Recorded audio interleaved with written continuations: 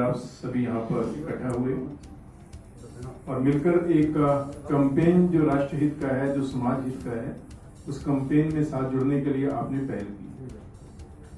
श्री देवाशीष पालित जी, जिन्होंने आज निफा के साथ अपना सहयोग आज से शुरू किया है, मैं उनका भी स्वागत करता हूं, धन्यवाद करता हूं। मीडिया के बंधुओं का मैं विशेष धन्यवाद करना चाहता हूं, जो साथी यहाँ पर आए हैं हमारे संदेश को वेस्ट बंगाल के लोगों तक पहुंचाने के लिए। हमारी बहनें, महिला टीम बहुत अच्छे से सारा हैंडल कर रही है, बहुत सुंदर ढंग से सारी व्यवस्था और कार्यक्रम को होस्ट कर रही थी। आपका भी बहुत बहुत धन्यवाद। मित्रों, निफा के बारे में तो आपको बता दिया थोड़ा सा। इस संस्था की शुरुआत हमने 2000 में की थी। 21 सितंबर 2000 को इस संस्था की शुरुआत हुई थी और पिछले विगत 21 सितंबर को इसके 20 साल पूरे हुए हैं। हिंदी में सब कंफर्टेबल है, कोई दिक्कत नहीं। तो विगत 21 सितंबर को इसके 20 साल पूरे हुए हैं। 20 साल की जर्नी बहुत अच्छी जर्नी रही। इसमें निफा को देश की सर्वश्रेष्ठ युवा संस्था घोषित किया गया और राष्ट्रपति से अवार्ड होता है, नेशनल यूथ अवार्ड, वो इस संस्था को मिला। हमारी विभिन्न गतिविधियों को गिनीज बुक में स्थान मिला और अब तक 6 बार निफा का नाम Guinness book of world record में दर्ज हो चुका है। ये देश के लिए सम्मान 6 बार मिला है। करनाल से एक छोटा सा पौधा लगाया था आज से 20 साल पहले। एक छोटा सा शहर है करनाल, बहुत बड़ा शहर नहीं है। दानवीर कर्ण की नगरी के नाम से जाना जाता है। कल्पना चावला की नगरी आप उसे कह सकते हैं। उस छोटे से शहर से अगर कलकत्ता का हम देखें तो शायद 10वां हिस्सा होगा करनाल, इतना छोटा सा शहर है।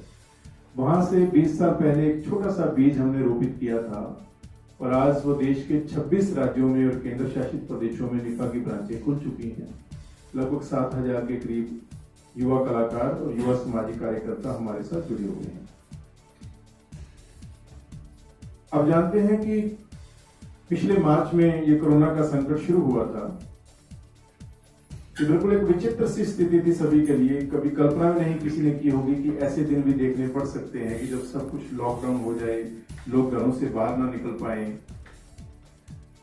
और जो गरीब व्यक्ति है उसको भोजन ना मिल पाए, उसके लिए 2 जून की जो रोटी हम कहते हैं, 2 वक्त की रोटी, वो जुटानी मुश्किल हो जाए। तो ऐसे में सामाजिक संस्थाओं ने, सभी ने, मैं सभी का नाम इसलिए लेना चाहूंगा क्योंकि इस मौके पर देश के संकट की घड़ी में लगभग तो सभी सामाजिक संस्थाओं ने मिलकर प्रशासन के साथ, सरकार के साथ कंधे से कंधा मिलाकर जो उनकी भूमिका होनी चाहिए थी उसे बखूबी निभाया। जरूरतमंद तक राशन पहुंचाने में, किसी को अगर कोई फंसा हुआ है तो उसको इधर से उधर करने में, जो जो भी उस समय जरूरत थी उसमें सामाजिक संस्थाओं ने बहुत अच्छी भूमिका निभाई। और मुझे गर्व होता था ये देखकर कि हमारी वेस्ट बंगाल जो निफा टीम है वो भी अग्रणी भूमिका निभा रही थी। अनवेश जी के नेतृत्व में जो निफा वेस्ट बंगाल के साथी थे वो भी गरीबों को राशन बांटने में, चाहे वो कोरोना की बात हो, चाहे वो अम्फान तूफान जो आया था उसकी बात हो, जहां जरूरत थी, चाहे वो सुंदरबन में जाकर सहायता करने की बात हो, ये टीम बहुत अग्रणी भूमिका निभाती रही। मैं इसके लिए इनको धन्यवाद भी देता हूं और चाहूंगा एक बार निफा वेस्ट बंगाल के सभी जिलों की टीम के लिए एक बार जोरदार तालियां आप लोग। तो जिस समय ये सारी बात चल रही थी उस समय एक बड़ी जरूरत हमें बार बार सामने आती थी, वो थी ब्लड की। नॉर्मली निफा जब से हमने शुरू की है तब से हम लोग ब्लड डोनेशन कैंप लगाते आ रहे हैं। हमारी मैक्सिमम ब्रांचें जो है वो रक्तदान प्रोग्राम ऑर्गेनाइज करती रही हैं। इंडिविजुअल जो डिमांड आती थी कि यहाँ हॉस्पिटल में व्यक्ति एडमिट है, इस ग्रुप का ब्लड चाहिए, ये डिमांड इस बार बहुत ज्यादा आ रही थी। हमें हर साल, हर रोज लगभग 1-2 डिमांड तो पहले आती थी, लेकिन अब तो ऐसे हो रहा था कि रोज 10-10 डिमांड आ रही थी कि व्यक्ति एडमिट है, सीरियस है, ब्लड चाहिए। तो जब हम गहराई में गए तो हमने देखा कि इस बार क्योंकि कोरोना के कारण ब्लड डोनेशन कैंप नहीं लग पा रहे, बहुत कम लग रहे हैं। एजुकेशनल इंस्टीट्यूशंस बंद हैं, तो जो एजुकेशनल इंस्टीट्यूशन से, कॉलेजेस से, यूनिवर्सिटी से जो कैंप आते थे वो कैंप नहीं आ रहे।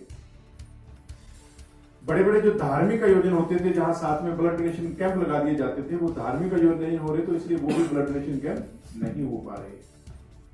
और आम आदमी भी डरा हुआ है कि मैं कहीं ब्लड डोनेट करने जाऊं तो मुझे कोरोना ना हो जाए, मैं कहीं इन्फेक्टेड ना हो जाऊं। तो इस डर के कारण आम व्यक्ति जो blood donor, regular blood donor था, वो भी डोनेट नहीं कर पा रहा इन दिनों।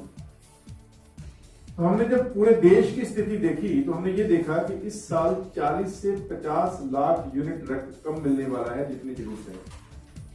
और आपको मैं बता दूं, ये ऑफिशियल डाटा मैं आपको बता रहा हूं स्पेशली पत्रकार बंधुओं के लिए, इस देश में हर साल 1 करोड़ 40 लाख यूनिट रक्त की जरूरत पड़ती है और हम लोग इकट्ठा कर पाते हैं 1 करोड़ 20 लाख, यानी 20 लाख यूनिट हर साल रक्त कम मिलता है। ये नॉर्मल डेज की बात कर रहा हूं, लेकिन कोरोना में ये कमी 40 से 50 लाख यूनिट की होने वाली है।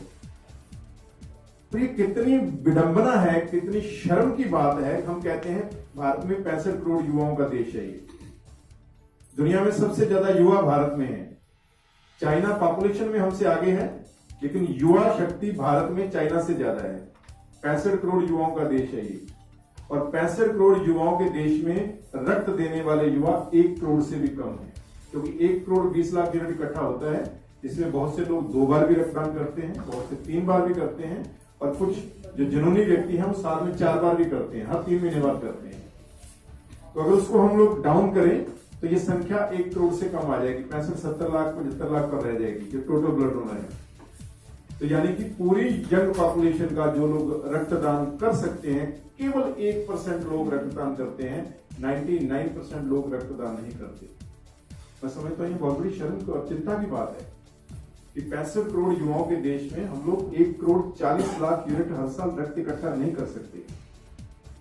तो जब हमने इसके डर हैं रक्तदान करने से कमजोरी आ जाएगी, रक्तदान करने से जो है मेरा एचपी लेवल जो है दोबारा नहीं आ पाएगा, कई मन में भ्रांतियां हैं, तो हमें लगा पूरे देश में एक कैंपेन करने की जरूरत है।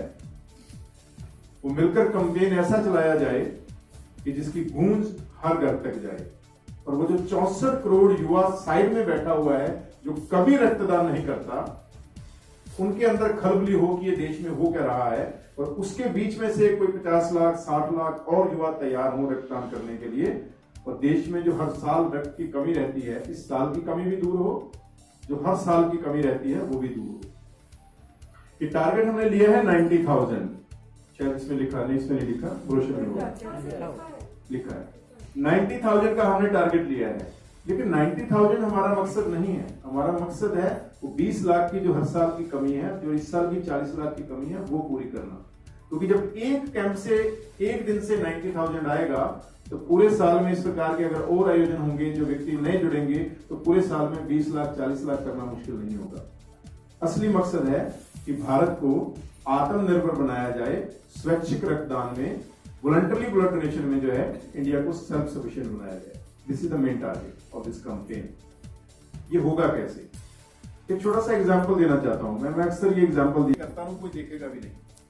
इसकी बजाय मैं 2 उंगलियां बजाऊंगा, थोड़ी सी आवाज जाएगी आपको। इसकी बजाय अगर मैं एक ताली बजाऊंगा, आवाज ज्यादा आई, आप लोगों का ध्यान होगा कि सब ताली बजा रहे हैं। और अगर हम सारे मिलकर ताली बजाएंगे, एक बार बजा के देखते हैं क्या होगा। जब सभी ने मिलकर ताली बजाई, अभी तो हम बंद कमरे में बैठे हुए हैं, यही ताली अगर हमने बाहर खड़े होकर बजाई होती तो जो लोग साइड से जा रहे होते वो भी रुक कर देखते कि क्या हुआ, क्यों ताली बजा रहे हैं। जब सभी ताली बजाएंगे तो जो लोग दूर बैठे हुए हैं उन तक आवाज जाएगी, वो भी देखेंगे कि ये ताली क्यों बजा रहे हैं। और जब उनको पता चलेगा ये ताली किसी अच्छे काम के लिए बजा रहे हैं, तो वो लोग भी आपकी ताली में जरूर शामिल होंगे। ये मकसद है। क्या होती थी कि by donating 1 unit of blood you are saving lives of 4 people. This was the only awareness theme. हम लोग केवल यही बताते थे कि आपने 1 यूनिट रक्तदान किया, 4 लोगों की जान बचा ली। हम लोग ये बताने का कभी प्रयास ही नहीं किया कि जो व्यक्ति रेगुलर ब्लड डोनर है उसको हार्ट अटैक का खतरा बहुत कम हो जाता है, क्योंकि जिसको हार्ट अटैक की बीमारी होती है वो ब्लड पतला करने के लिए दवाइयां खाता है। जो रेगुलर ब्लड डोनर है उसका ब्लड पतला रहेगा, आयरन बैलेंस में रहेगा, उसको हार्ट अटैक का खतरा नॉर्मल व्यक्ति से बहुत ज्यादा कम हो जाएगा। ये हमने बताया ही नहीं कभी। हमने ये नहीं कभी बताया कि जो व्यक्ति रेगुलर ब्लड डोनर है उसको लीवर कैंसर का खतरा बहुत कम होता है। जो लोग मेडिकल फील्ड से थोड़े बहुत हैं या जानते हैं, वो जानते हैं कि हमारे जो ब्लड सेल हैं शरीर के अंदर वो हर 3 महीने में डेड हो जाते हैं। पिछले ब्लड सेल डेड हो जाते हैं, नए ब्लड सेल आते हैं। और वो जो डेड ब्लड सेल हैं वो आपकी किडनी के माध्यम से, यूरिन के माध्यम से शरीर से बाहर जाते हैं। सो मोटा मोटा ये है कि अगर गलती से उन ब्लड सेल को बाहर जाने का रास्ता ना मिला, किडनी ने प्रॉपर फंक्शन ना किया, तो वो ब्लड सेल आपके शरीर के अंदर जॉन्डिस को पैदा करेंगे, आपको जॉन्डिस बीमारी हो जाएगी, पीलिया जिसे बोलते हैं। अगर आप रेगुलर ब्लड डोनर हैं तो वो जो आपके ब्लड सेल मर जाने थे, वैसे ही खत्म हो जाने थे, वो किसी के काम आ गए। आम के आम, घुटनियों के दाम, किसी की जान भी बच गई और वो आपके ब्लड सेल जो शरीर के अंदर रोग पैदा कर सकते थे वो किसी के काम भी आ गए और आप भी बीमारी से बच गए, आपको जॉन्डिस नहीं होगा। ये बात हमने कभी किसी को बताई नहीं। उसका कारण क्या है? ज्यादातर महिलाओं में आपको एचबी कम मिलेगा या बीपी अब या ज्यादा मिलेगा जब वो रक्तदान करने जाएंगी। हमने पीछे केवल महिलाओं के लिए कैंप किया शहर में, 80 महिलाएं आई, 16 दे पाई, 64 रिजेक्ट हो गई। तो हमें इस पर भी काम करना है कि जो महिला पूरे परिवार का ध्यान रखती है